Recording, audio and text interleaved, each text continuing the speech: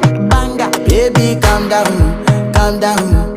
Yo, this your body, it puts in my heart for lockdown, oh lockdown. Yo, you sweet life, phantom, phantom. If I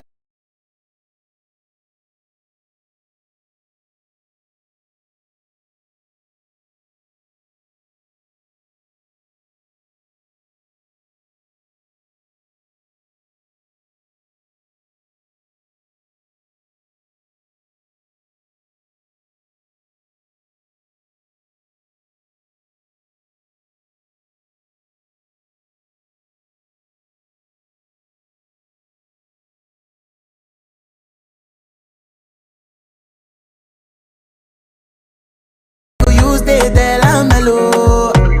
Finally, I find way to talk to the girl. For one, when you know I go for one, then I start to feel a bum bum one. But she dey give me small one. I know, say she sabi pass it down one. But she feeling insecure, cause her friends go they go my light ring go on, go they go my light ring go on. Yeah, I know we look shy, but for you I get down low. And my hips make you cry when I'm moving around you. Do it once, do it twice. I push back, you hold me tight. Get a taste for a night. Baby, show me you can calm down, calm down. Dance with me and take the lead now, lead now. Got you so high that you can't calm down, calm down. Don't you ask, you know you're allowed, allowed.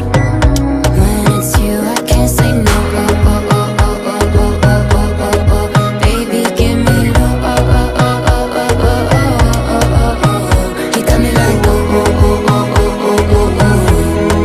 Shawty gon' give me a low, low, low, low, low, low, low, oh, oh, oh, oh. As I reach my house, I see me got a small wall. As me, I wake up, now she did my mind don't walk. Day one, day two, one of you folk go us. Now so me, I go down, see me willing go walk. Got my hand on your heart now, I can feel it race.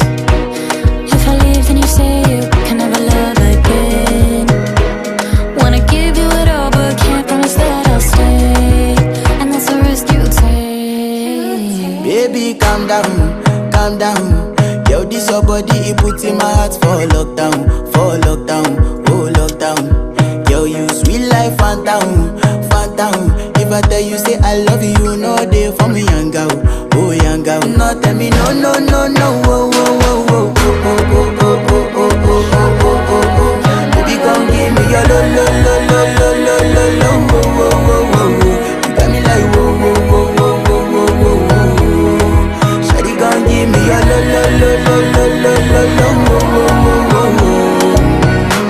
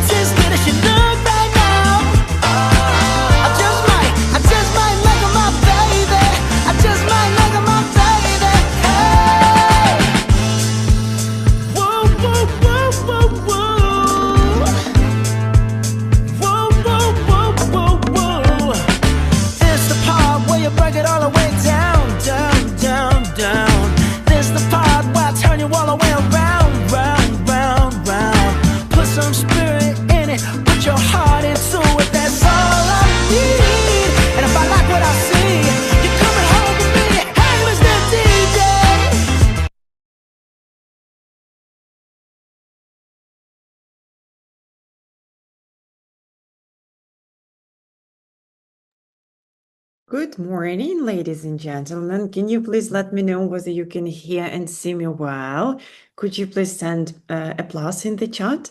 Oh, yeah, I can see your reactions. Perfect, perfect. Yes.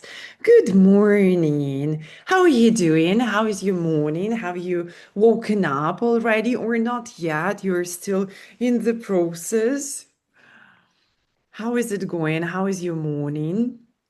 I'm in Zhytomyr now, and actually, it's the weather is quite dull here, honestly speaking.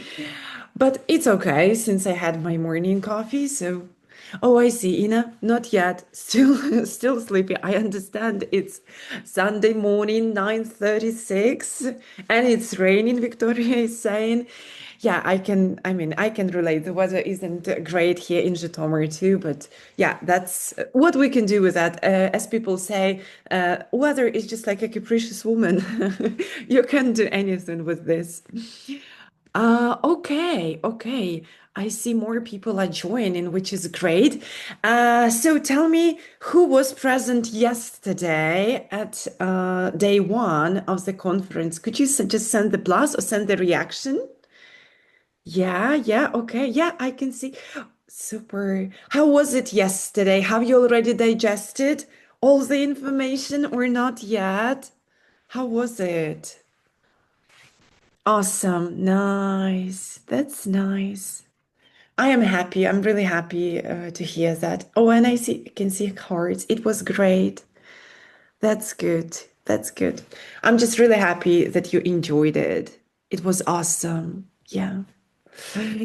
Okay, okay. It's good. I hope that this day, the second day of the conference, will be as good as it was yesterday, maybe even better, who knows? Today, we are expecting four sessions with you, and the first session is going to start very soon, actually at 9:45, and we are going to welcome our Ukrainian speaker, teacher trainer Alla Pysanka-Haponenko, and then we are going on a break. And three more sessions are coming. Today we are going, just a second, let me quickly check. I just want to make sure that I haven't mixed up, the order of the session so that you know what to be actually ready for. No, okay, yes. So at 11:30, after the break, we are going to welcome Irina Hura. She's going to talk about trauma in classroom. I think that all of you who work with Ukrainian students. I think all of you will find this session really useful, I can tell you. Unfortunately, this is our reality. And after Irina's session, we are going to welcome Christopher Rees, who is going to talk about teaching pronunciation with confidence. And the final session for today will be devoted to teaching very young learners. And the speaker who is going to talk about that is Alena Litovchenko. And I'm just curious because I do not work with kids anymore, but I'm curious, do we have here people who work with kids? Can you please send a plus to the chat? That's really interesting because, as I know, actually, many teachers do work with kids and teenagers, and it's actually quite rare, I would even say, or less often, let's say, when teachers work with adults, actually. Yeah, okay, I can see a few pluses, not too many, but a few. Okay, okay. So this final session will be really of a great interest, I can tell you. Okay, so before we get started, we still have us about 6 minutes before the first session starts. I actually want to remind you that you have a great chance to get a lot of presents from the partners of our conference. And we actually have three amazing partners, which are our general partner, the Internal Education, Lessons Lab, and NBI Agency.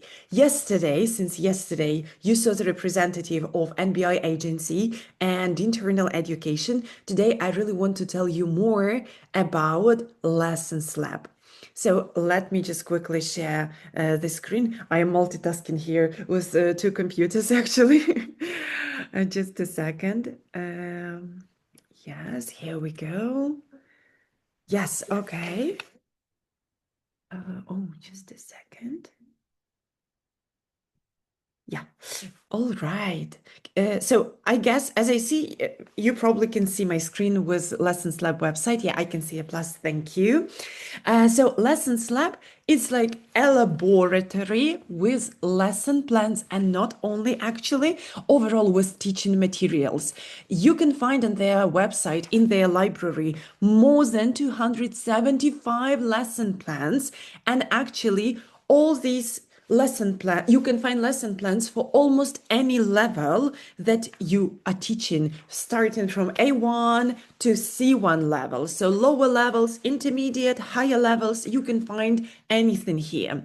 Also, something special that you can find here is materials for NMT preparation. I don't know whether you prepare students for NMT, but if you do, I know for sure that you are struggling with finding some materials for practice. I know it's quite challenging. That's what my colleagues told me. If you aren't sure, because I understand there are a lot of websites these days where you can find the materials for teaching English. If you are not sure whether you are ready to buy the subscription at the Lessons Lab, you can always start with free materials. You can see the section here, free materials. You can look through the lessons and you can see how amazing these materials actually are.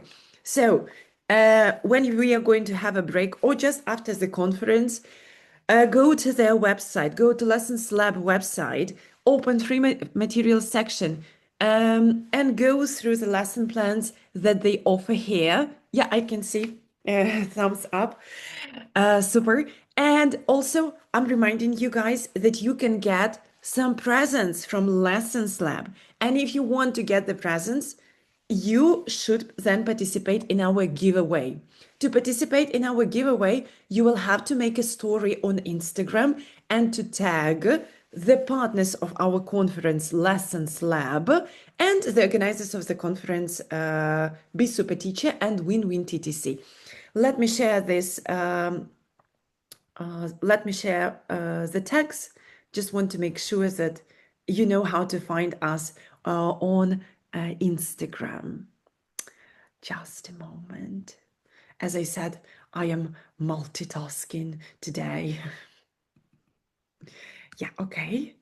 So I will just quickly show you the text while we are waiting for our speaker, Alla.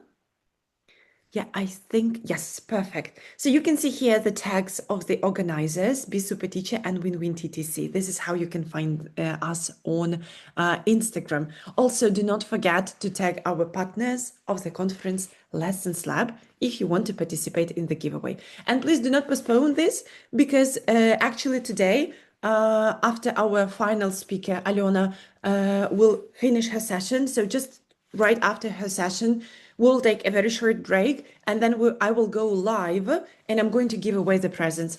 At the moment, we do not have too many tags, I will be honest with you. So this means that chances to get the presents are really high. And from my experience, it's quite often that teachers who have never won anything in their lives actually win something here at our conferences. We have actually more amazing presents from our amazing partners. I will tell you about them throughout this conference during the breaks. So now we are going on a very short break, just a 1-2 minute break. We are waiting for our speaker, Alla, to join us, and we are starting. So see you in a few moments.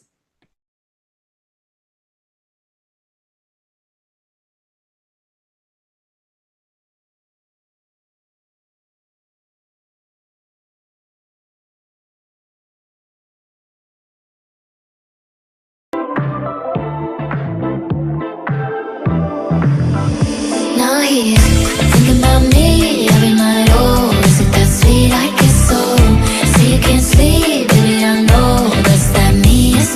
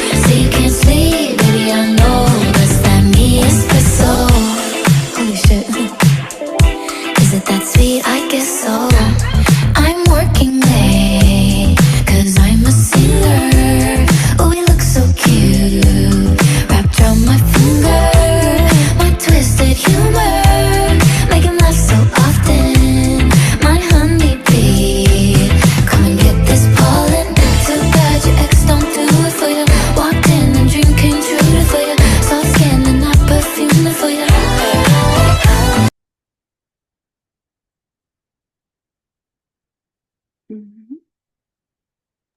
Good morning. Morning. Can you hear me well, Alla? Yes, I can. And you? Can you hear me well? Yes, yes, perfectly. Just a second. Uh, yeah. Okay, yeah. Sorry, I was echoing a bit. So, yeah, I just wanted to make sure I cannot hear myself echoing because it's terrible. I will be honest with you. Alla, how are you? I'm good. I'm good. How's Happy your to see you morning? all. Okay. Good. Nice. Yesterday I was in Kyiv visiting Courage and things like, but left very early because I have very responsible mission today. Yeah, to be talking to Yes, to people, open guys. the second day of our conference, actually. So many people. Wow, that's actually impressive. That is impressive, guy, that you are. Uh, it's Monday, it's Sunday, and it's morning, and it's Mother's Day, and you decided to be here Here. with me. Yes, you remember that that's gonna be a bit of a workshop, a talk. So you are going to be working in breakout rooms. I hope it will not bother you. We are here all to share experience, not just to look at each other. Yeah, because Yeah, sometimes and it is. I think our participants, yeah, guys, you can feel free not to turn on your cameras if you're still in your beds. That's okay, but you can just turn on your microphones and that's it, right? And Alla, just in case, I will ask you maybe to send a bit more participants to the breakout rooms, maybe like 4 people or Yes, something, yes. just to make sure that at least 2 people are speaking, you Mhm, know? of course. Yeah, yeah, I know that. Yeah, yeah. Can Yeah. you see the presentation well? Yes, yes. So the stories we tell. Could you please move through the slides? Let's just see whether they work, just in case. Yes, yes. Oh, this is me. Yeah, Oh, we did have the right picture actually. Yeah, nice. that works. All Yeah. right. So, ladies and gentlemen, let me introduce our first speaker of our second day of the conference, Modern Teaching Methods, a teacher trainer, a former academic director of one of the really like big famous schools in Kyiv, a person who knows everything about building teams, a person who knows how to add culture, Ukrainian, especially Ukrainian culture, to their lessons. Alla, Pysanka-Haponenko. Your loud applause. Thank you, thank you, thank you, thank you. So yeah, we are going to be talking about actually, I will be sharing my experience, but I also want you to share your experience because we are going to be talking about each other, our life, how we feel living in Ukraine, being Ukrainians, and what kind of stories we tell to our students, and actually what kind of stories our students tell the outer world. So I want to start with the following. When I will write or tell you the name of a country, I want you to write the first association which comes to your mind when you think about this country. For example, Italy,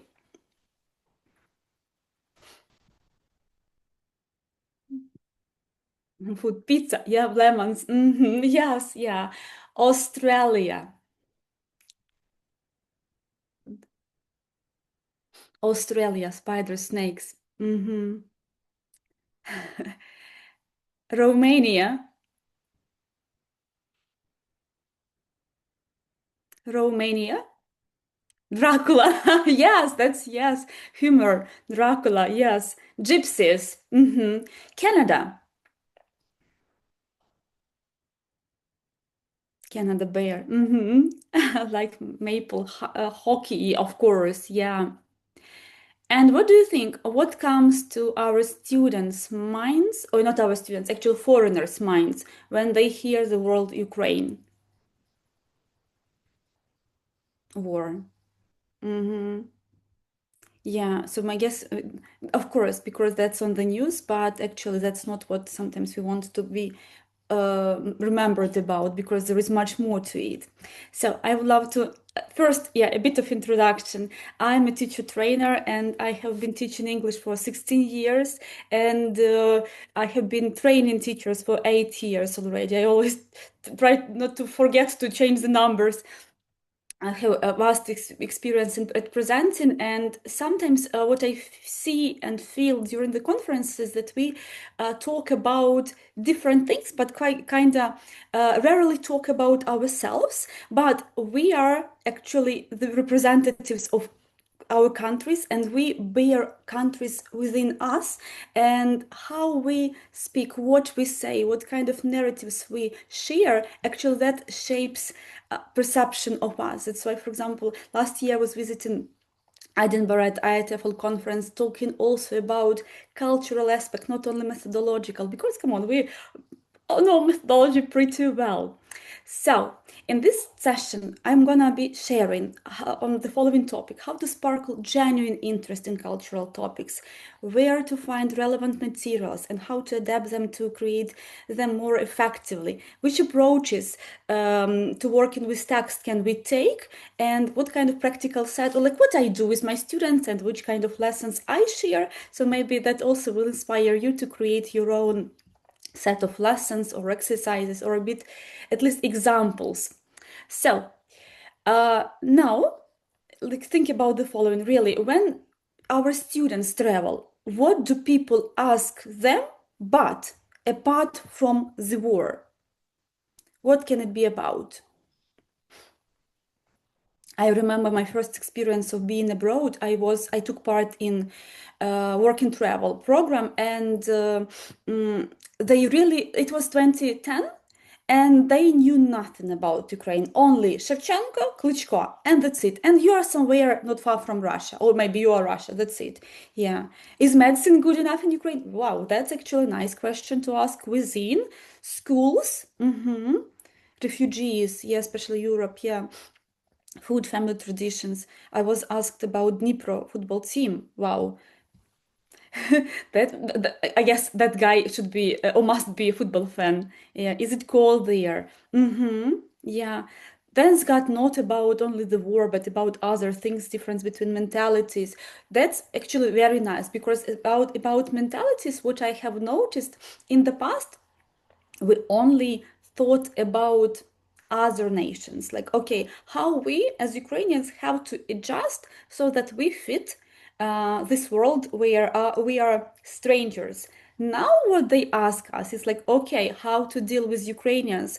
They want to understand our mentality, because we dictate some rules, especially okay in Warcraft as well, how to create businesses. So yeah, that's nice. That not only about conflict. A lot of people ask about differences between Ukraine and Russian languages, which is great, because in the past people used to think like, why you care? You are like one of the like post-Soviet. Why should you be separate? Ask what's my job. Yes. First time when we were mixing up. Yeah. Do we have internet? I actually, yes, I remember this question as well. Like, do you have gas there? So people abroad, especially the further we are, the less knowledge about the country they have. And for example, especially for America, when of course it's a common thing for them to have a driving license when they are 16 or something, and we don't have the thing, and they were like, maybe you don't have even cars, something like that. So yeah, they draw conclusions on the stories we tell. So that is why I want you to work in groups, in big groups, and I want you to think about the following task. You're going to be acting as the wait a second, just need to find where the breakout rooms here are. Go disable hide. Dasha, do we have breakout rooms Yeah, here? Alla, I will make you a co-host, and then the breakout rooms should appear. Could you try Yes, now, now? yes, yeah, Yeah? yes, Okay, yeah, okay. yeah. Because like where? Okay, let it be 5 breakout rooms. So your task is the following: one or two people are gonna be teachers, others are gonna be foreigners. Your task is to explain Ukraine to a foreigner within 1 minute. I will give you 4 minutes for that. Okay. Open up. 7 participants in every. I hope 7, 6. I hope you will participate. Okay. You may be joining the rooms. Okay.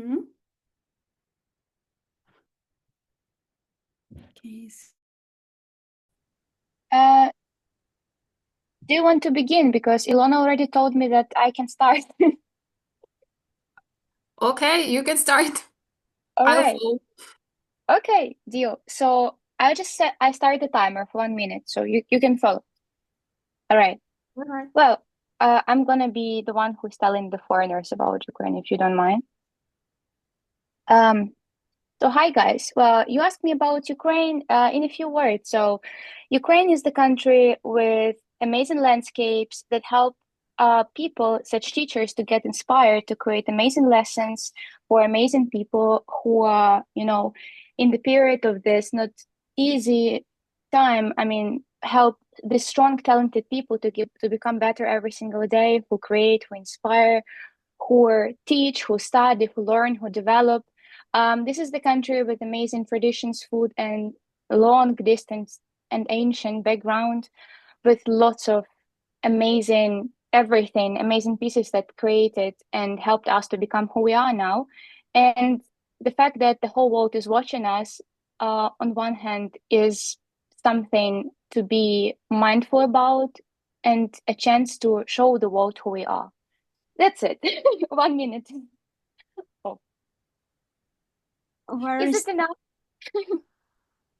Yeah, we can also add like how would we describe Ukraine? Like I would maybe also add that recently I've heard that Ukraine will be selling their a weapon to the US because of the war in Ukraine, we developed the weapon, which is actually nice. So I think it can also have a good influence like on a foreigner because like everybody knows the USA, right? And I would also add something about national dishes. Oh, and tell them that borscht is not a Russian thing, that it's like a Ukrainian one. And Yeah, what else? People, any other ideas? maybe we Definitely, can tell. Ukraine is the place of picturesque landscapes around everywhere in every part of it. Ukraine is a country of hospitable and friendly people who won't obey some stupid things and will stand on their ground. Mm-hmm. Foreigners here with is about war, and Yeah, talking about your town makes it easier because mm-hmm. you know your town really well. Like say there is a castle, beautiful castle, which is I don't know That's 1,000 true. years old, and that could be a center of kingdom and da da da. And 1 minute we Just have. Okay. different regions have their different cultural identities and different traditions and even different dialects. So, Yeah, and when you talk about your specific mhm, territory, your specific region, it's kind of easier, in my opinion, because you know more details, and that distracts like it shifts the focus back to definitely. the cultural thing, and I don't know, back to the like usual things that we can share, actually, like family gatherings or holidays together, I guess. Hmm. When you mentioned the castle, I just thought about my town because we have it as well. Mm-hmm. So Where are you from? I am from Uzhhorod. Oh, and I'm from Lutsk. Oh, nice to meet you. Yeah, nice to meet you Do you too. have a castle too? Yes, we have Oh, a great. famous one. It's on Yeah. the just 200 hryvnias. You have this less end castle, so that's Oh, the castle. right. Yeah, I thought about that too.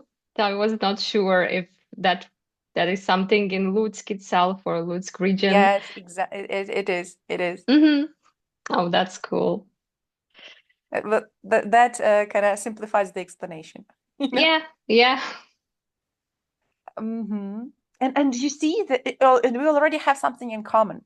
Like Yes, I'm it's from true. that place. We have a castle, and that Mm-hmm. yeah. Thank you very much. Thank you too.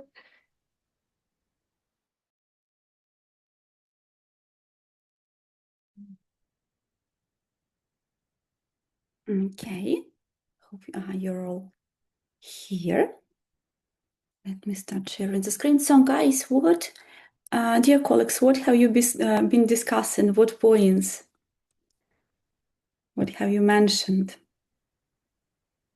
I realized that there are so many castles in Ukraine. Yeah, me too. Yeah, I also heard that.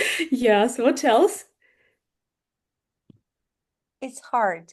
It's really hard to say about your country in 1 minute. It's much easier. That's why we started talking about castles. It's much easier to talk about the region in your country where you're from. And it makes conversation, it shifts conversation to this basic stuff we all have in common. Like to things that we all have in common, to family gatherings, to buildings, to local traditions. And like, oh, in my region, we have these local traditions. And people, foreigners, they're usually also like they're representatives of their countries, but they're also from their regions. And I think that may be a nice thing to talk about and to discuss and to kind of to find what we have in common. Yeah. Victoria, you wanted to say something? Yes, please. Well, first things first, after our discussion in the breakout room, yeah, well, we all know that we have amazing landscapes, nature, and everything, but the fact that we discuss the most is people, beautiful, amazing people, talented, strong, and whatever. For example, Tanya Muinho, everybody knows her, I guess. She's such an amazing persona. Lots of IT people, IT guys who are working worldwide, and we all know they're amazing. And guys, the teachers in Ukraine, they are the best. We all know that. They're very nice, professional, and ready to Yeah. develop. So yeah, our people is our best resource. Of course, we will not go to IATEFL saying that, guys, we're the best. But actually, yeah, Ukrainian teachers are really, really, really strong. Yeah. Anyone else wants to share? Or we can move on. Okay, let's move on. It's next. So I want you to look through these quotes. Choose the one which resonates with you most. And there is a picture, The Power of the Powerless. The name of a book. It's a book by Václav Havel, and he was the first president of Czech Republic. He was a guy who was fighting for the freedom. And I know him because of Timothy Schneider. Timothy has helped to republish the book, because it all starts with small, as we say, we are small people. We can't decide anything, actually not. The great movements, usually like the biggest movements in the world, usually start with the small sparkle. So we are all powerful, not powerless. And sometimes this teacher can actually set this fire in a student. So look through the quotes.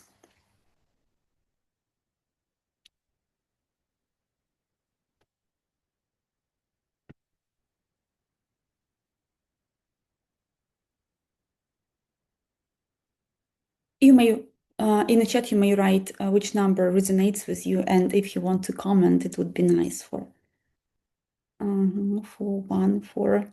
We have 3.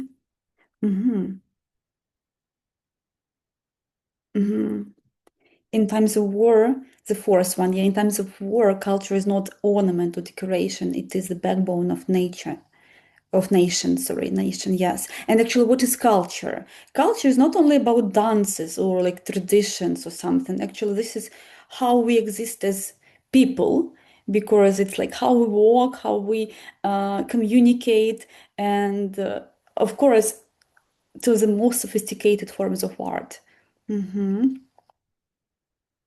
Yeah, and the first one, some people also chose it. Yeah, at a certain stage of growing up, we reach a point where we stop just doing things, but start looking for meaning in them. Why are we these people? Why do we do what we do? Why am I teaching and why I'm living here? What kind of story does my family tell about me? What kind of legacy does my family leave after like we leave this world? Culture is a lingua franca. Actually, that's very nice a metaphor. So we are not allowed to ignore it, not to use it as a tool. Yes. Do you agree, like with the third? Yes, so that only people who take pride in their history can build a country and a future worth being proud of. I guess it's also very important. It's not like, okay, we are not, a lot of people say we are not fortunate enough to be born in this place here because of a lot of reasons. But actually, Ukraine is such a powerful country and we just need to embrace it, need to take it. And speaking about Ukraine and why we think sometimes that we are so unfortunate to believe in, we used to say this way, yeah. This is actually one of the stereotypes which we usually have, yes. What usually when we thought about Ukraine in the past, like, or creating some kind of place, near Dikanka or something like that. Yes, so if we talk about some kind of a lady from Ukraine, it should be lovely, a bit fat, and very not that fancy clothes because it's usually like very, very poor one, yes, and dancing, yes. Actually, this is not what we are. The second picture is this collection from Gunya, and how they reinvent Ukraine and how they want Ukrainian identity be preserved in modern clothes. Yeah, completely different to the picture on the left. Another thing, what we were told we are. I guess I didn't stop share. So I will reload. In the past, for example, this is a picture, like different ways how we had these weddings or something, events in the past. I guess we all used to be visiting this kind of weddings about nothing. That's why I guess our generation, we don't want to have these parties because we have very like, ruined and very like disastrous picture of the past. And actually, what we really are, what kind of musicians, what kind of not parties, but what kind of traditions we have preserved as a nation. Next. I want you to listen to that. That's why I will stop. I guess when I share, I need to press share sound. And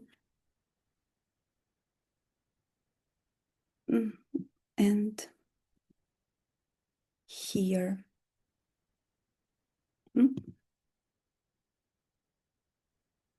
Doesn't play it again anyway. Okay, doesn't matter. You don't hear that, yeah, and me neither, actually, yeah. Wait a second.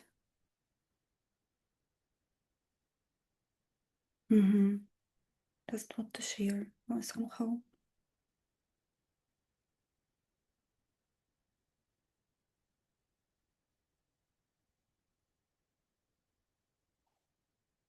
Okay. At least you can see the picture of that. Yes, have a look at the right one to the how we are celebrating the weddings, for example. And musicians are a part of the weddings, and usually they were present in every villages or at least hired, and people were enjoying the staying together.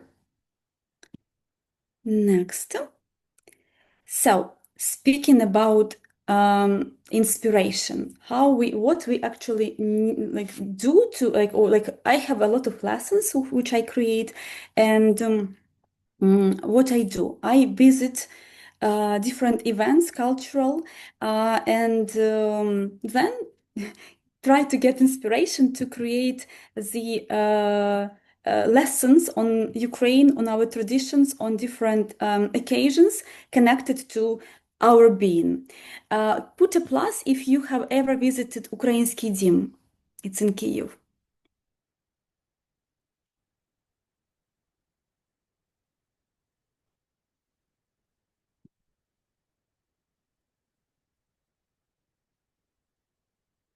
Mhm. Have you ever visited Ukrainsky Dім? No one? No. If you'd go to, but wanted to, at least, okay, put a plus if you know what Ukrainsky Dім is.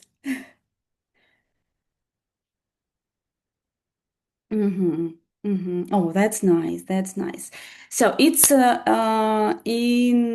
Kyiv, not far from Maidan.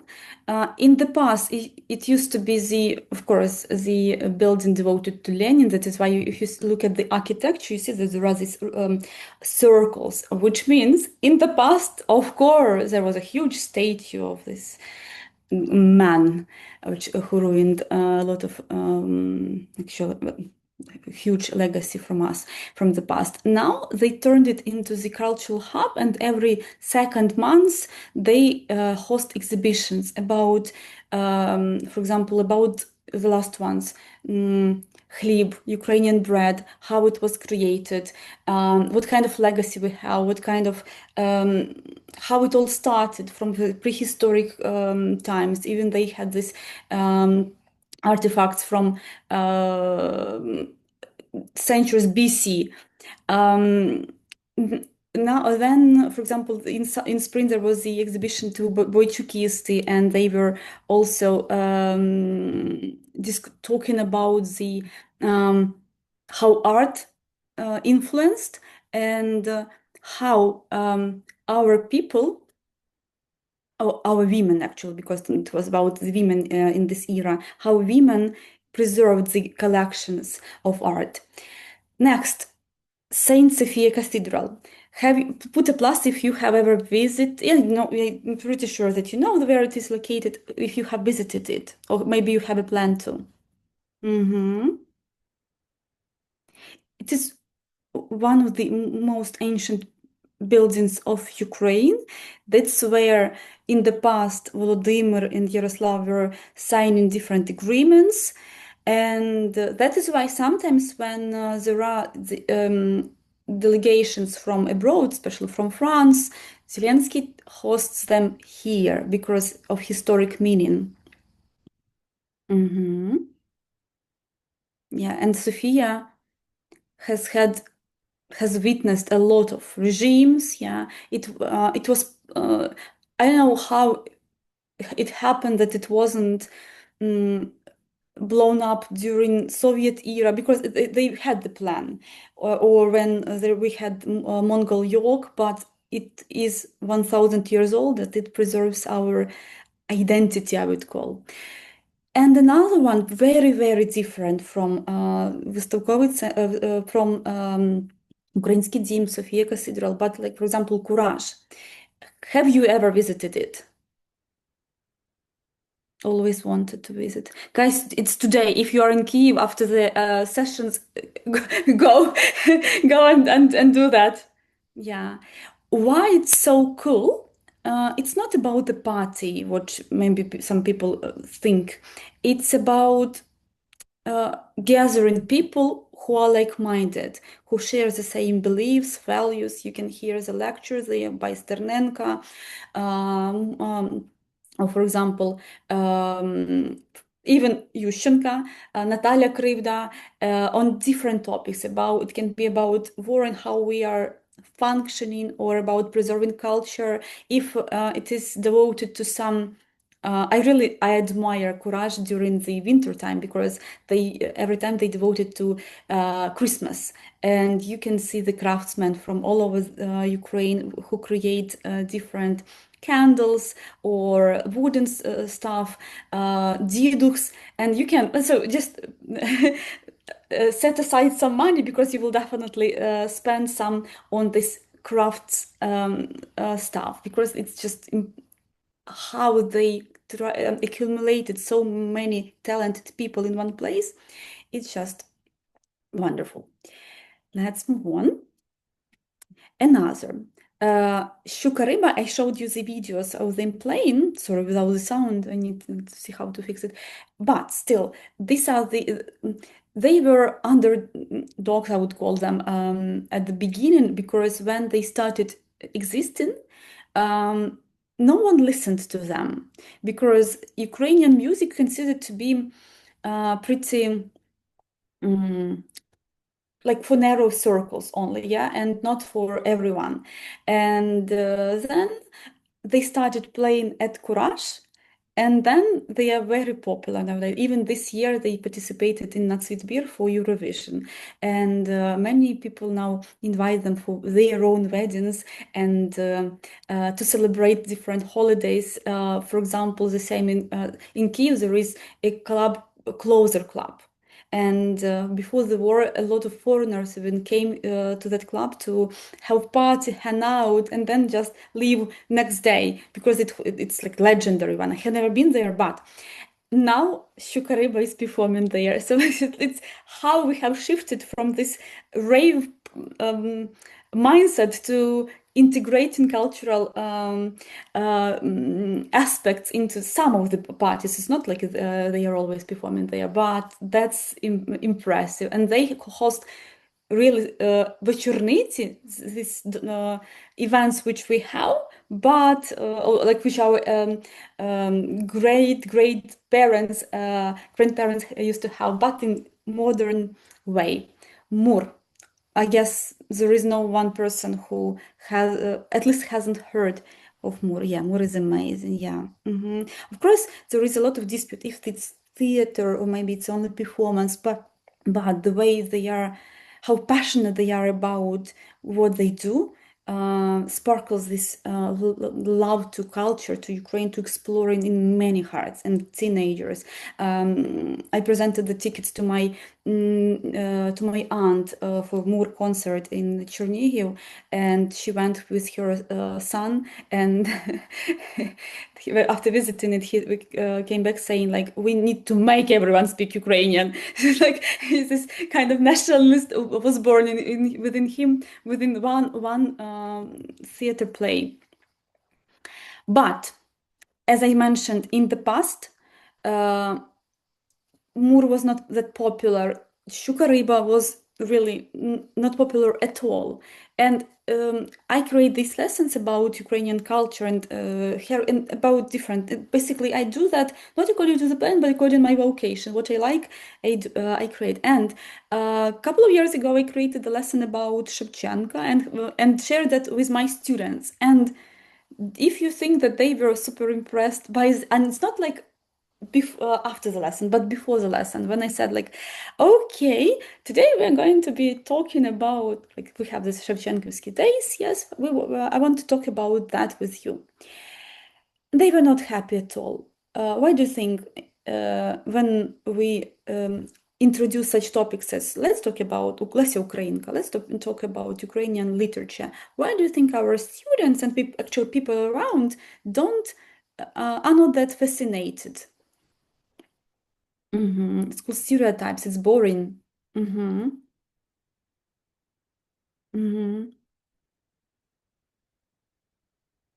It's always sad.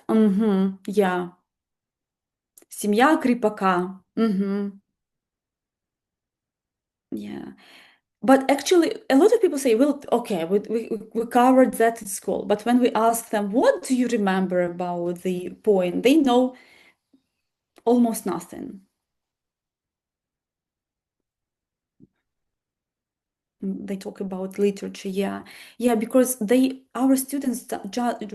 It is really so. They judge about whether they like the topic or not based on their past experience, and this past experience is not always positive, because we all remember our lessons, which were they were lucky if we did have really engaging ones. Usually not.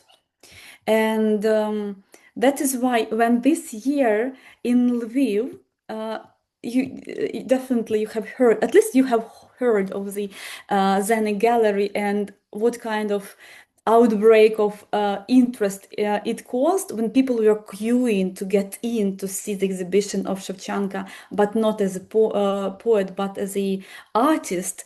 I was so, I think like, okay, this nation has destiny definitely, and has a way to go through all of the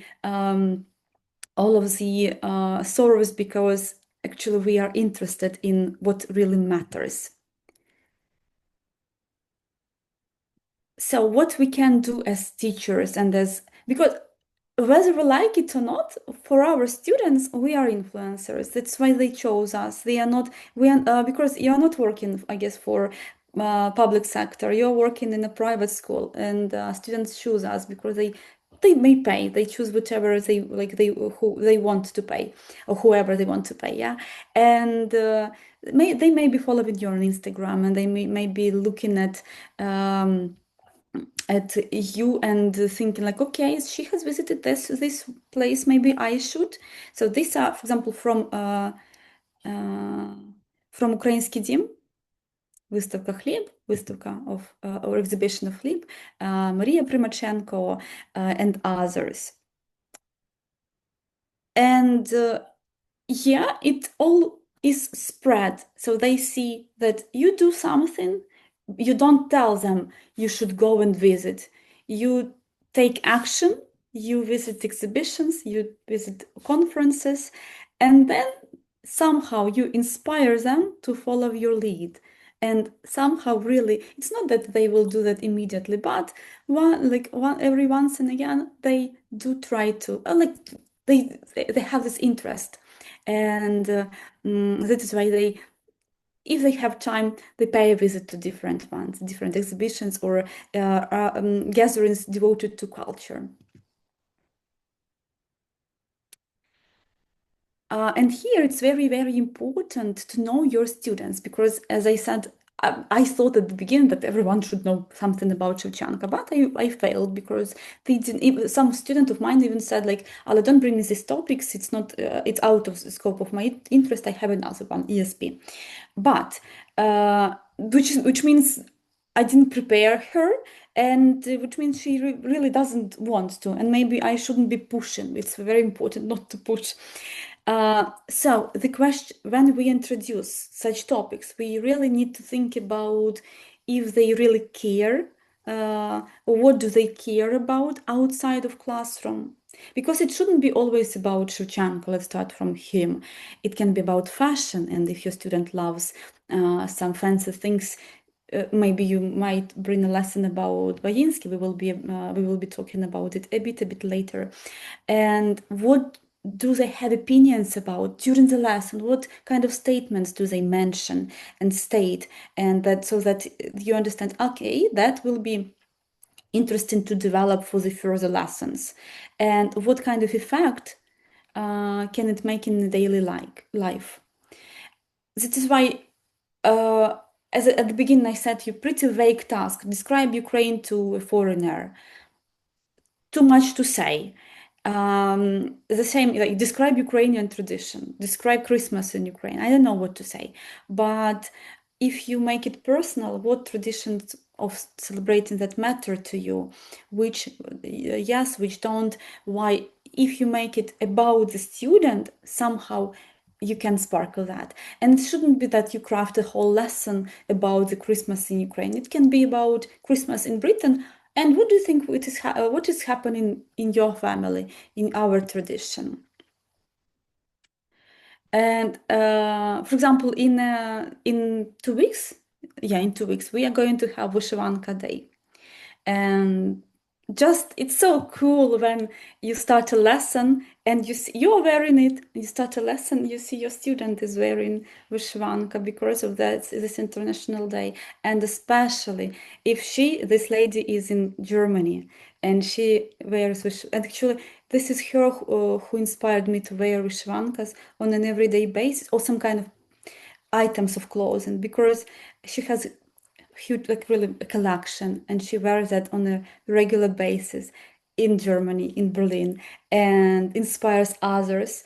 And yes, people sometimes turn around and think, wow, what is she wearing? But she's Ukrainian and she wants to convey that actually, and have the statement through your clothes that, see, what kind of nature, what kind of culture I'm preserving. Yeah, she's a journalist, yeah. But living and working in Germany, in Berlin for 20 years already, but still having this narration about and conveying wonderful narratives about Ukraine, the one which we need. A couple of weeks ago, I asked you on threads to share the different spreadsheet materials where, if you come across Ukraine on the in the books, what are they? What are the references, and which kind of book, which books they are? And these are some of the screenshots you shared. Look them through. Have a look at the texts inside. If you were students, which of these pictures would sparkle your interest, if any?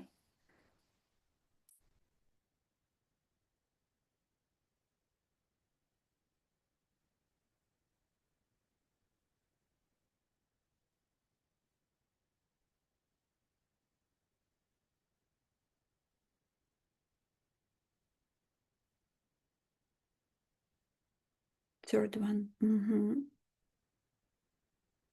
About the picture, yeah. Pictures matter a lot. Because we need to, maybe you remember this location, you think, oh, I know where it is.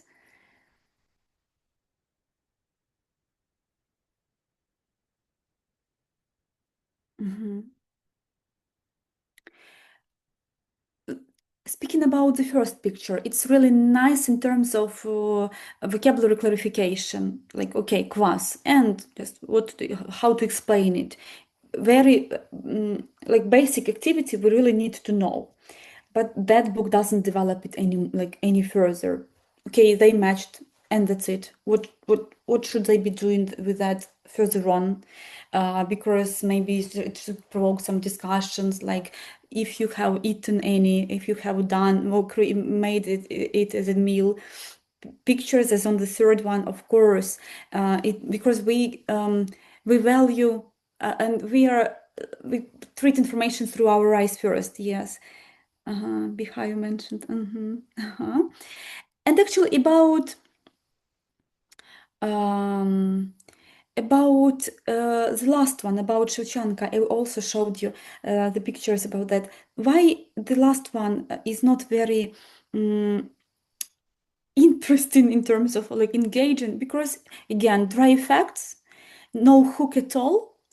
And again, describing a person who is always suffering, or who was always suffering. We don't want to be around people who suffer quite a lot. We want to be around people who actually are cool, to be related to them. This is why the materials, that's great that Ukraine is mentioned in materials more and more often, but what I really don't like is that the way it is mentioned, very dry facts and no personal relation to that. It would be much more interesting if there would be if we had some kind of hook. So, for example, where to find those hooks? We have social media, or we have news, or we have realia. For example, if maybe you've noticed I'm wearing something from Gunya with some kind of ornament on it. So even after, by the start of the lesson, my student can ask me, okay, what is that about? Where did you get it from? What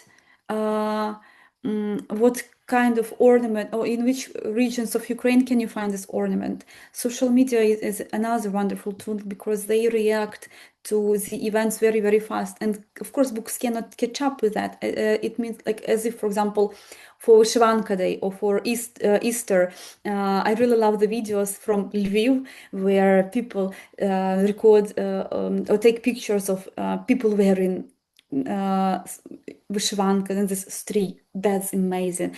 And of course, when we can be discussing that, and like, what would you like to buy? Have you already, maybe you already have your collection, something is missing. Personal stories. We do follow a lot of people on social media. Why we follow them? Because of our values, and they believe what we believe, and we want to be like them. And that's why when they share something about some event or about some stories, how they live life in Ukraine, we feel related and we stay with them. That's why I use it very, very much and often. And here we talk about this multimodal literacy, because it's not enough only just to give a text to our students as our books give. Sometimes the text about like Shevchenko and the text, and they are separate. You may not even post a picture because it's only about words. Our students are living in multi-modal world. Modes of communication are linguistic, gestural, oral, spatial, and visual. And how they interact with the world right now is through these modes. That is why, for example, when they go online, they see a story with a text, with some audio on the background, and maybe some kind of story, main story told. That all somehow triggers our perception, and we stay. And that is why when we come back to our books, our students switch off because they are not stimulated that much as through social media. That is why they always, and we are like really competing with that. So really, I highly recommend using different social media sites, because really it's about real world communication, especially on higher levels. I say that we shouldn't be using the books. No. But some fancy vocabulary can be seen really on social media. Learning preferences, they are all different, and we need to adjust to our students, and actually sometimes ask like, how do you like learning? How do you like studying most? Through this method or this? What should we be doing together? Coaching is nice tool to be using. Critical thinking. We somehow think that it goes without saying, but not.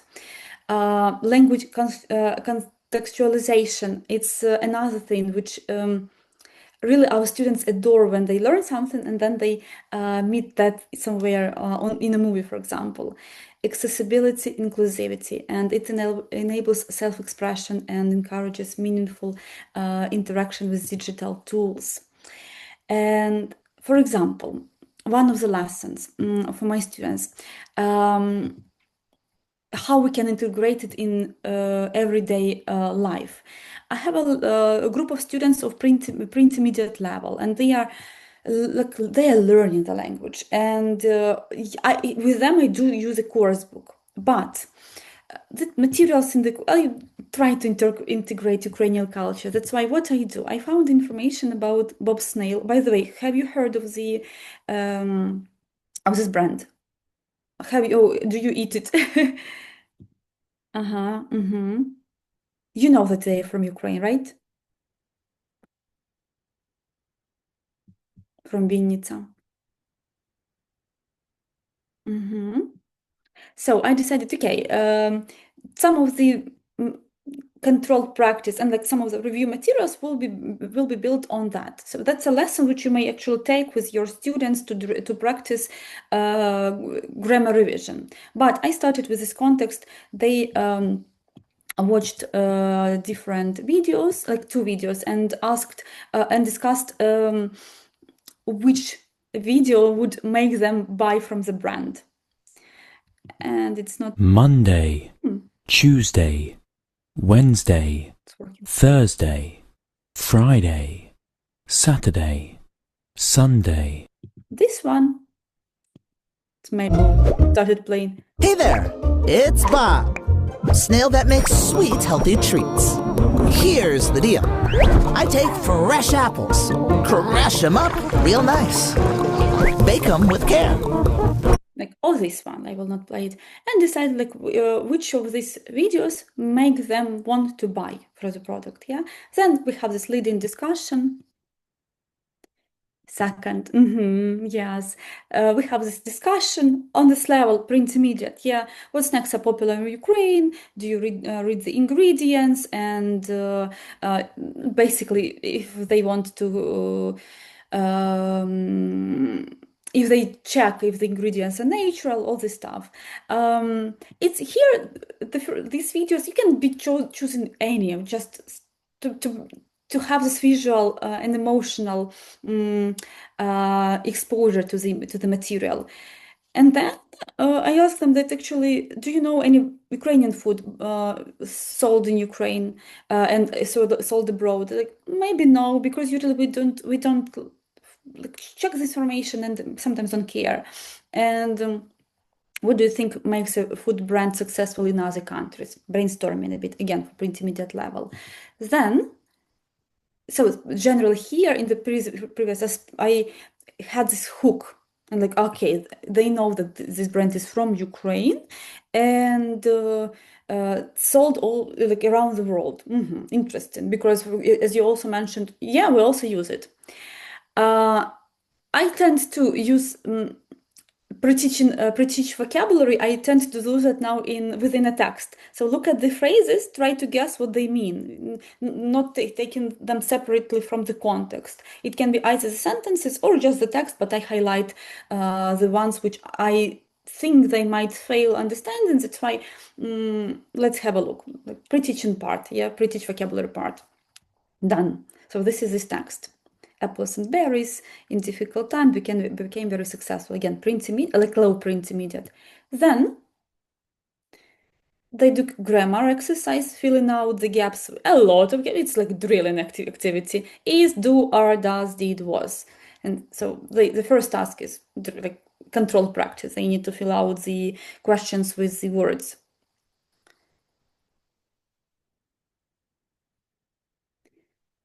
And then they read the text, answer the questions, and then they have this I don't know why, listening discussions, post-reading discussion. What impressed you most? Have you ever visited their shops? Because it's not only about the brand, they have even the shops of this brand. And in Poland, they are really becoming very, very popular. And what you... students were so engaged because again, that's about their country. And if I'm from Chernihiv and if we were all from Vinnytsia, the level of engagement would be even higher because it's about my territory, it's about my country and my small like territory where I live, which is cool. And that sparkled not only interest into the topic, but also, like they said, like I went and bought something from them. Another, if your students love fashion. So, Ruslan Vaginsky, I had even a lesson of that, and if maybe you also used it. So the task is, for example, for a student, you work in fashion and your task is to plan your window design for Gallery Lafayette. You work for Ruslan Baginsky. Brainstorm what objects or artwork would you include, what colors, materials would you use, how would you design, tell a story about Ukrainian culture. Everyone knows hats from Ruslan Baginsky. A lot of girls have that already because that's, again, it's not about the brand, it's about this kind of, I belong here. I'm Ukrainian and this brand is from Ukraine and it's cool, it's strong, and I want to be part of it. And some kind of phrases. They discuss, brainstorm, again, if your student is about that. But because it's very important to understand that your student knows who Ruslan Baginsky is, not just, oh, you don't know it. What a shame. And I guess here it will not play. Okay, I guess I got the trick of it. If it's from Instagram, it doesn't want to play, doesn't want to share sound. So after watching after discussion, what kind of video display they might have, we watch a video where Ruslan is sharing his information, like because it happened last year. He was showing his exhibition at Gallery Lafayette, and 12 windows of him, 12 windows of Gallery Lafayette were they like used his design and his brand, and he made it really outstanding. Yeah. And then you discuss what are the similarities between your design ideas and Ruslan Bayinsky's, and what are the differences, how do the themes in your display reflect Ukrainian cultures, colors, materials, and objects and symbols. And the question to reflect, do you think fashion can be a form of cultural storytelling or not? What about you? What do you think? Would your students be interested in such topics? Like as of this kind of fashion?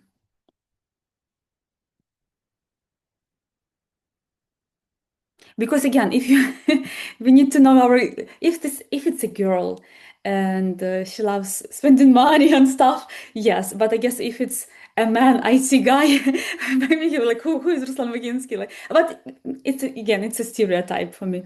Maybe not. Maybe guys from IT also now are into fashion. Another example here, what something with my students from business, what we do. We might be watching a successful story about Ukrainian brand, some company at home in Ukrainian. It's actually what we do with our friends. We send each other links to some articles or some videos and like read it, and we will discuss it. That's what you do during a lesson as well, yeah? So you send a home assignment is to watch that in Ukrainian. Okay, now we've got AI tools. They might switch AI tool into English, but original video is this one is from Ukraine, from Andrei Fedorev, from his vlog. It's from Hunya. And then the next lesson, you discuss it. You make it as, I really like making it as dogme lessons because you never know what catches students' attention, and you just discuss, you give feedback, like dogme, you give feedback on what student says, you work with emergent language, but the next lesson goes natural as a conversation between friends, and it can be with a bit of preparation, maybe some phrases you want to give your student, but this too much preparation sometimes kills this natural flow. So that's very important. Yeah, so it's not like 0-0 because you both watch something, you both take notes what you want to discuss, but during a lesson, it goes as a natural conversation between two friends who have shared something interesting. Next one. Have you ever heard of Burning Man?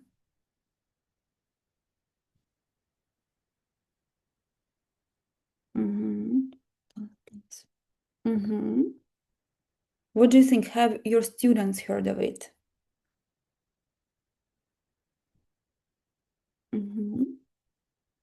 Yes. Again, that's some people say like, oh, why should we bother? It's only art. Why should they spend so much money to go to that desert in America to spend? But this is how we communicate, and actually art communicates to the world much stronger than our politicians. Yeah, that's why some of the lessons might be about it, and I'm really looking forward to the next trip to Burning Man to see what not our artists, what they will bring, so that we can discuss it and unfold it. And again, it's not only about talking how resilient we are, but also unlocking our creativity. Yeah.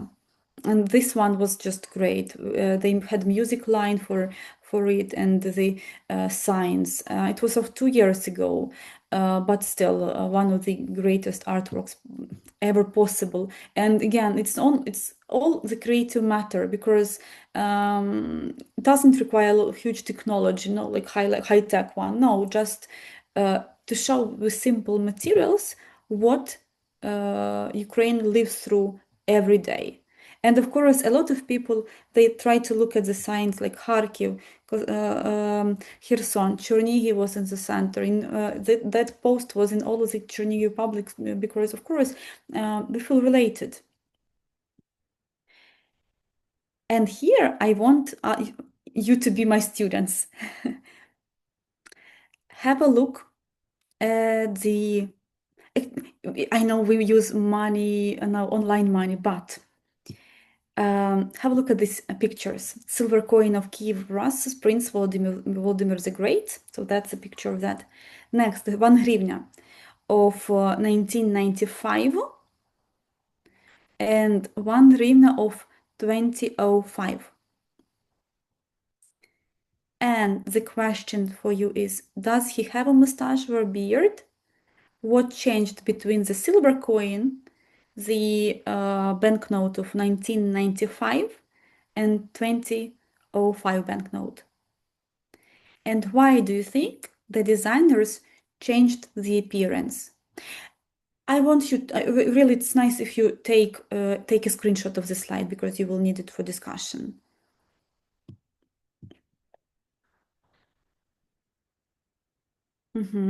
If you took a screenshot of a picture, put a plus. He visited. You are going to be discussing that as a group of students in breakout rooms.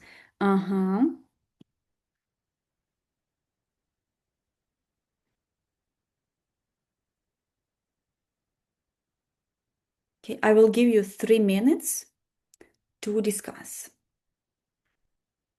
I hope everyone has taken a picture.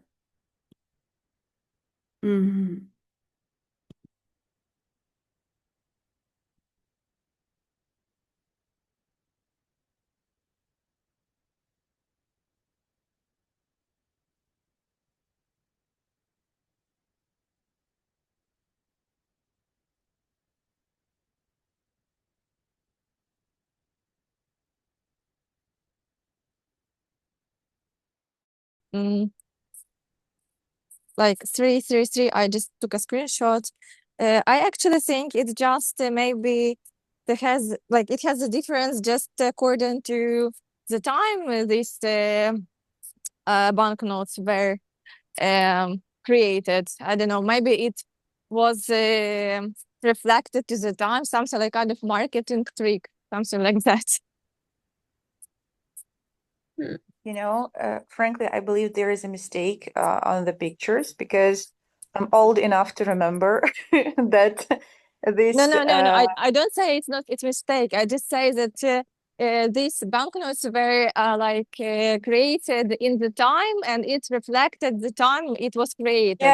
Yes, I got your point. My thing is that it says that there was a silver coin, then there was 1 hryvnia banknote on 1995, and I think there is a mistake, and there should be different, I don't know, order of banknotes. For example, this the third banknote, like Prince Volodymyr of Great, was like we have coin, a guy with a mustache, then you have a hryvnia, and it was supposed to be also with mustache. It's supposed to be like the third type of hryvnia, and this one which is in the middle should be the last one, in my opinion, as far as I remember. And also, I would say that we kind of circled back because we have what do we have now? We have coins again. Yeah. And they don't take the notes.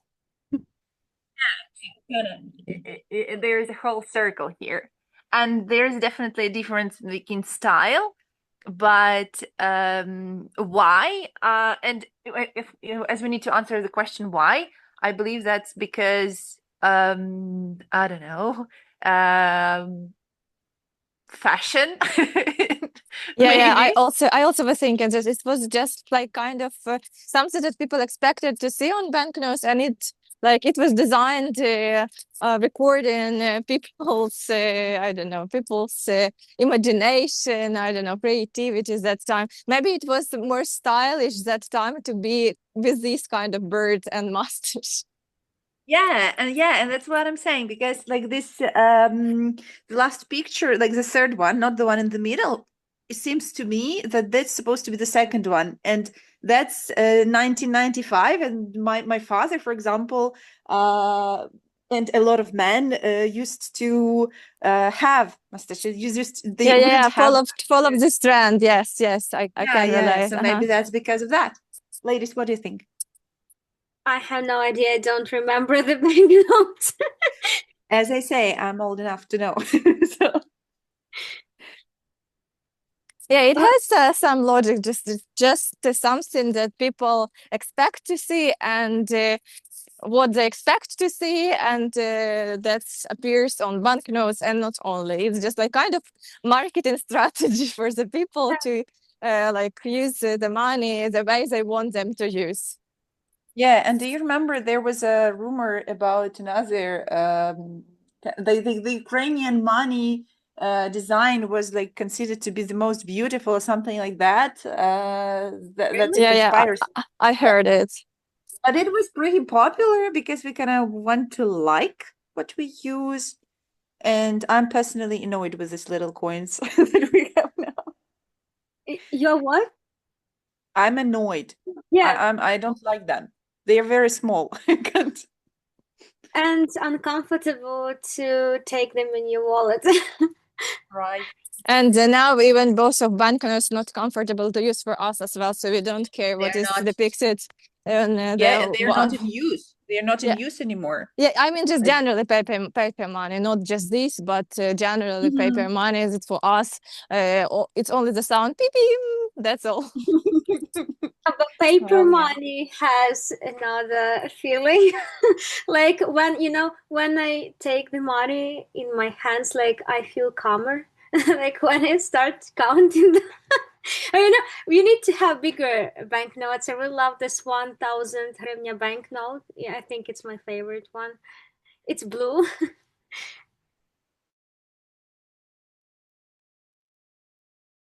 Okay, so what you're discussing about pictures, who would love to share? I actually have a question talking about pictures. Mhm. It seems to me that they're supposed to be in a different order. Yes. Thank you. Yes, I wanted to say that marketing trick. Yeah. Okay, continue. Yeah. Yeah. As I said, I'm old enough to remember. And we, as a kind of, we came to the conclusion that it may be connected to, as yeah, it was mentioned, to the marketing strategy. So it's like you have different style, or like, I don't know, different appearance, because people want to see something that's I don't know, that is in fashion. And this 1995 hryvnia was with this with mustache could be I don't know, in 2005 it was more popular to wear this style of became more popular. So kind of we believe that that's maybe connected to the appearance which is in fashion. If I might add, like I guess it's just it's very nice when you look at the picture and look at the mirror and you can think, oh my God, I could be on this banknote as well. I see. Okay, yeah, actually, interesting. Yeah, why not? Okay. Speaking about speaking about fashion, what do you think Ukrainian knyazes used to wear? Beard or mustache? Mustache, I think. If you go to Hard to say. I believe there is like not enough information. yeah, but there is a bit. So it's not Volodymyr. It's Yaroslav, and it's his monument devoted to him on not on Golden Золоті Gate. ворота. Да, Золоті Zolotay, ворота. Yes. yeah. Так. And he's wearing here a It is mustache. mustache, right? Hat, Yeah. mustache, a hat, not the crown, right? Yes, and speaking about Yaroslav, his relics actually are not in Ukraine, but in America. They were taken from Ukraine about 100 years ago, and we were trying to bring them back, but Americans say that that would be much more secure if for now, they are in somewhere not in Ukraine. When Yushchenko came, his relics are in sarcophagus. Were supposed to be in sarcophagus in Sofia Kiyevska, but when there were some restoration, they disappeared. And when they opened it, yes. And when they opened it, they maybe dozen years, like in the 90s, I guess, or 20 something years old, they only found the relics of his wife, Inger Gerda, and they were like, okay, where is Yaroslav? And it turned out to be that yes, the traces led to America, because no one told Ukrainian that his relics were taken. The discussions about bringing them back started when Yushchenko was a president, and they wanted to bring Yaroslav back. But then when Yanukovych came, it stopped. During the war, it stopped. But we can definitely understand how he looked because we have some resources. And he was wearing a mustache. I intentionally changed the pictures. So what is this? This is now the banknote we have, if you look, with a beard. And this is the banknote we had in 1995 with a mustache. Which means at some period of time, it's great that we are coming back to our to who we are, but not always people in power are pro-Ukrainian. It's one picture. Let me present. So I switched them intentionally so that to play with your mind, and others also. If we switch, this is of the past, it's Kievan Rus, it's 2025. And this is of Khersones, where he actually was baptized.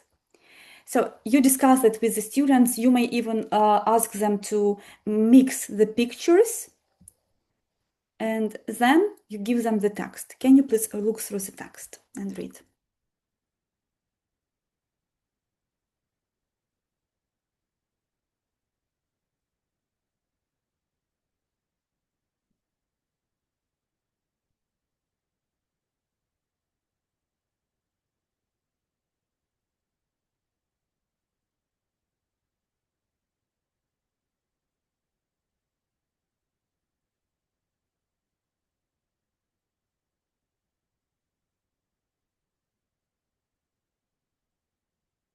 Ukrainian knyazes never wore beards. They were wearing mustache. Think about our Cossacks. They were wearing mustache. And changing the appearance and making the appearance similar.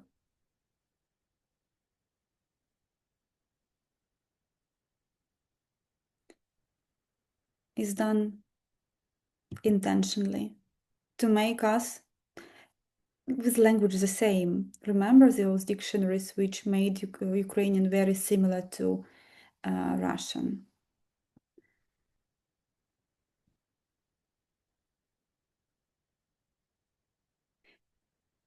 In Kherson, yes, Volodymyr was baptized in Tmutarakan, Kherson, like this. And now on banknotes we don't have that, because we don't want, like, they don't want us to have this relation that, okay, that's our territory.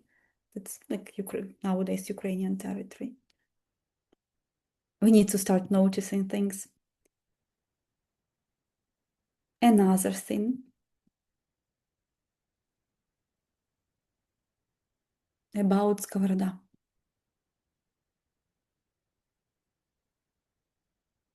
What information do you know about Skovoroda? Philosopher, yeah? What else?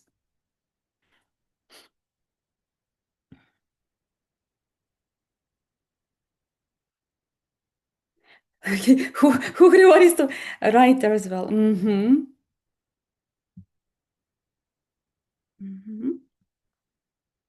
He knew the day of his death. There they say, yeah, that he actually predicted that and created the coffin and Interesting.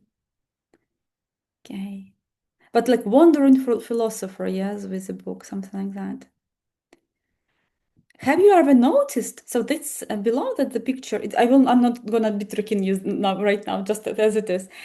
On the back of the banknote, there is this his philosophical idea, I would call, about the fountain. And I wrote that it's in Ukrainian, so that, like to understand. Нерівна всім рівність. The world has been chasing him, but never caught him. That's which is nice. But why we actually why do we have he said this phrase, but why did he say that about himself? That's a question. So you can also if we start noticing and uncovering things which are right in front of our noses, we can be much more educated. Like why is this picture? Why do they choose this very symbol? And for example, with your students, you can be provoking a discussion about this fountain, about equality or inequality. Are we all equal in this world or not? What does God or some kind of superpower, what kind of talents or inclinations we are given? It's of course on higher levels, but very nice provocative idea. He was gay. Being equal.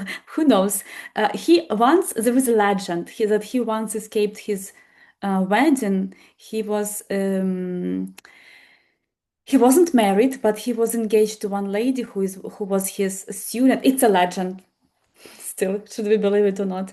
And during the wedding, when he was asked, remember this question, are you willingly marrying this person? He started thinking quite a lot, long and hard, and he escaped. So don't always have runaway brides, but also runaway grooms. So he left. Again, it's a legend. There is no proven data about that, but there is one legend that they say that he was світловий мене не впіймав. So that's the point actually, when he was always questioning things. There are a lot of traditions and a lot of ideas connected to Skovoroda as well. Again, another point or another sign which we have right within our easy reach, hryvnias. And hryvnias tell a lot of history. Petro Sagaidaishin look different in many paintings, because political opinion, of course, and especially if we don't know the reference about Skovoroda as well, we don't know how he looked for sure. So that's even the monuments of him are how he even looked like, what he was wearing. That's all depending on the era the monument was created. But there are some psychological research, scientific research, and which can prove that that was his body, and we can make some kind of conclusions how he looked. For example, for Vladimir and for Yaroslav, especially Yaroslav, we do have the references. And the last picture, just for us as teachers, what do you think? What can we generate? What kind of lesson we can generate for our student using this banknote? That's who? Ivan Franco, yes? I will be sent. Can you take a picture of it?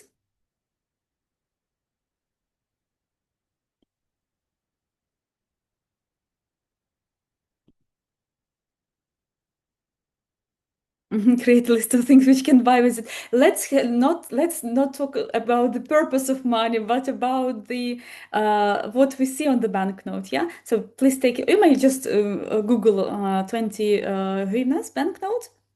Your task is to brainstorm what kind of activities. Look at the background, especially. Look what he, again, mustache, how he looks, what he's wearing, and what kind of activities we can do, we can create. Maybe you may think about the back of the banknote to generate interest in our students using just simple banknote. I will give you 3 minutes for that.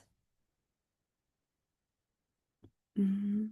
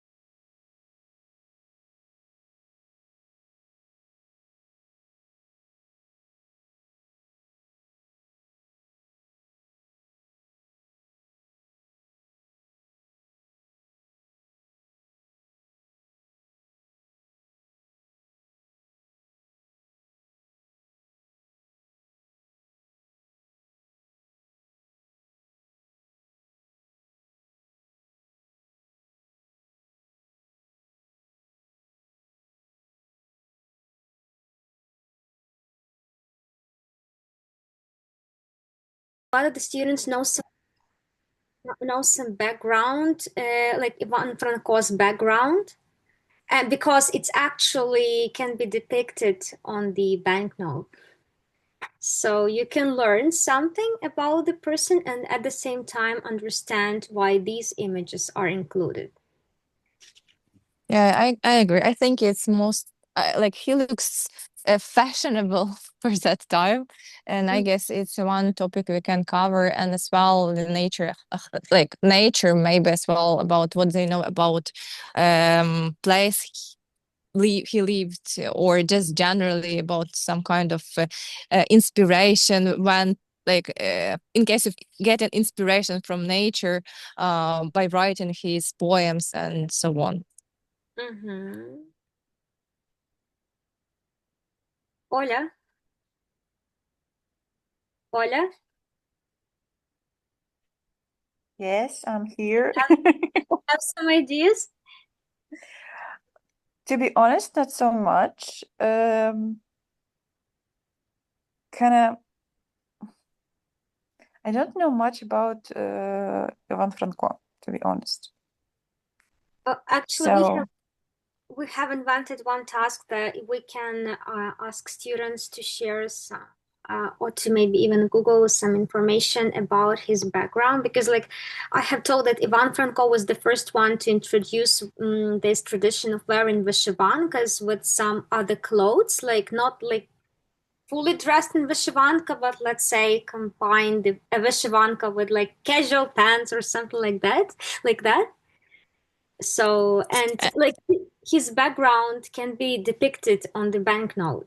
And Actually, another idea is maybe we can discuss what kind of gel does he use for his hair.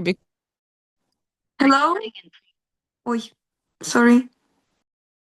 Hello, I'm here as well. I'm just So what were your ideas about the banknote? Don't just one point. Don't think about language, but the picture on the banknote.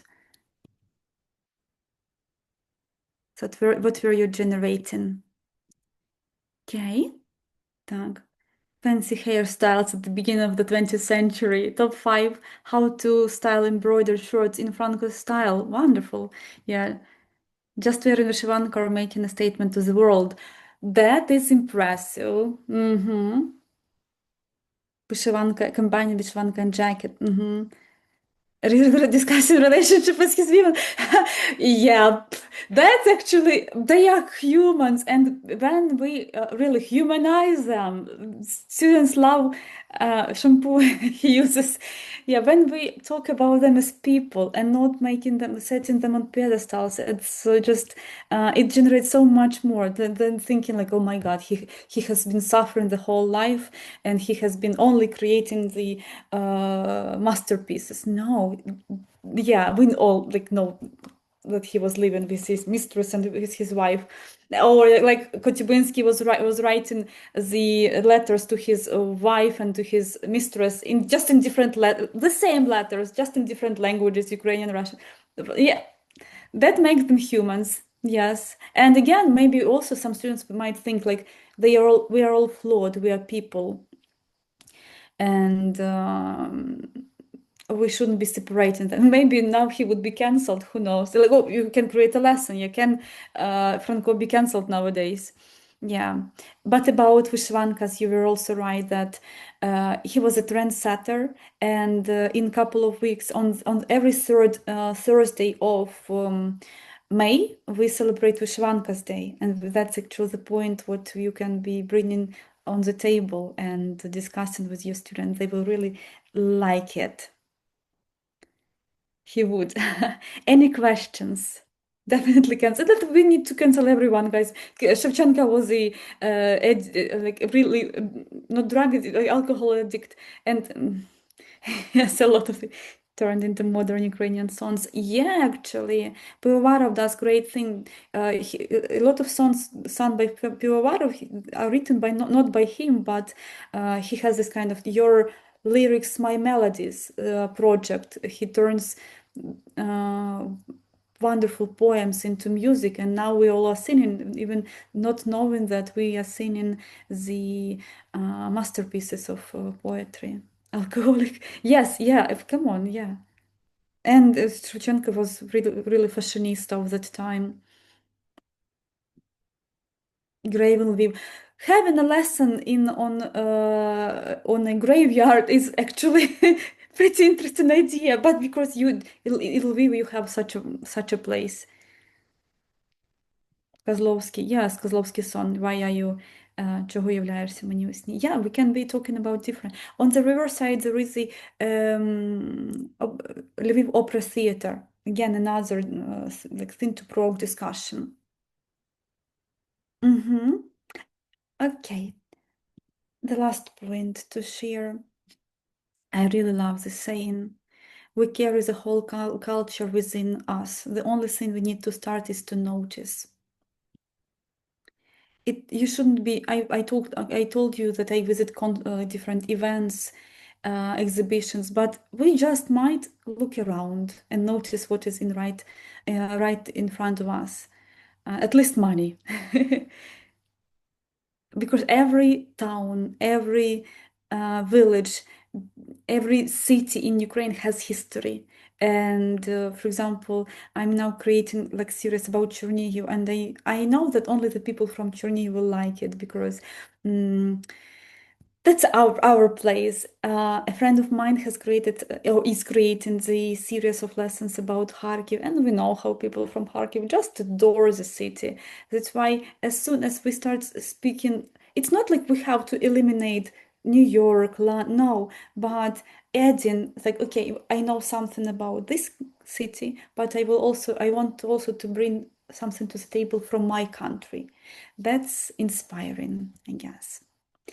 So you might be having some questions. If not, you might follow me on Instagram. Or speaking about Baginsky, there is a free lesson here, so you can scan a QR code and get it. I was sharing it a couple months ago, but still you might be using that again because it's about creativity, I would say, yeah, and about inspiration.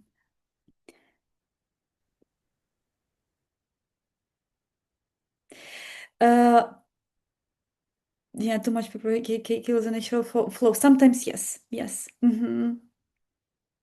It all depends. When I'm creating a lesson, for example, about vyshivankas or about traditions of Christmas, of course, I spend hours and hours, days, I would go exploring. But some of the lessons go with the flow, and when you are sharing this experience, thank you so much. Thank you. Thank you. Dasha? Alla, thank you so much for your presentation. Let's just quickly see if there are any questions from the participants. If anything pops up, just like a few minutes, like 1, 2 minutes. Let's say, guys, if you have any questions, this is your chance to ask Alla. And I think, Alla, is it okay if our participants send you? Oh my God, I can see there is like a person in the camera taking videos of us. Yeah. Sorry, I didn't expect that. Yeah. Yeah, Alla, is it okay if our participants send you a message on Instagram if there are any Of questions? course. Will it be okay? Of course. Okay, guys. So if it happens that later you will be watching maybe a recording or you will have a question later, so please contact Alla on Instagram and sign up to her page as well. Sometimes Alla puts something about and again- culture, actually. And again, if you want to create some set of lessons about your city, town, and you need some kind of ideas or fresh look, do text me because I guess that's a mission, and that's great to be working together and be collaborating in this field. Yeah, I agree. Okay, since there are no questions, just words of appreciation and thank you, thank you, thank you. Alla, I'm going to let you go. Thank you so much for the presentation, and I was really, really happy to see you. And me too. Applause from Anna. Thank you for being active. So many of you on Sunday morning. Wow, that is impressive. You're doing a great job, really. Yeah. Thank Yeah, you I for agree. having We me. have the best participants, I can tell you. Yeah, definitely. Have a great rest of the day, rest of the sessions. Bye bye. Thank you, Alla. Bye bye. So, ladies and gentlemen,